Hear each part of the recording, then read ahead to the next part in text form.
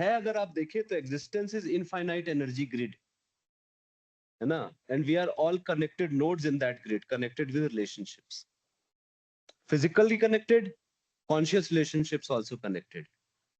मतलब फिजिकली तो easy to understand that भाई इवन दी एक एक इलेक्ट्रॉन जो होता है, एक प्रोटॉन होता है, उसका जो इलेक्ट्रिक फील्ड होता है, electromagnetic field, inversely proportional to radius होता है ना।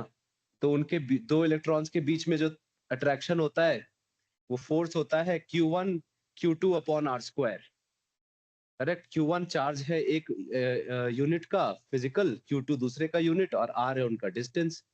तो जैसे जैसे दूरी बढ़ेगी फोर्स कम होता है, दूरी जब इन्फिनिटी होगी तो फोर्स ऑलमोस्ट जीरो हो जाएगा, पर फोर्स एग्जैक्टली जीरो कभी नहीं होता। मतलब इस क्षण में हम जहां बैठे हैं, इस पूरी अनंत सृष्टि में एक एक जो पार्टिकल है, उस पार्टिकल का कुछ ना कुछ असर हमारे तक पहुंच रहा है इस क्षण पे। इवन फिजिक्स ये बात कहती है। ये तो सिंपल है। अब आ जाते हैं अपनी चेतना में।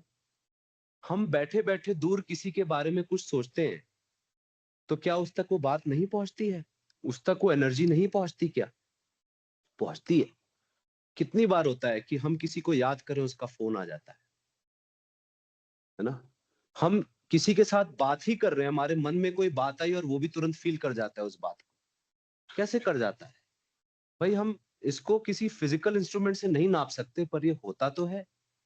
डेटा और एविडेंस तो मिलती है हमको कि हम लोग सबके जो थॉट्स हैं सबके साथ कनेक्टेड है पूरी दुनिया के।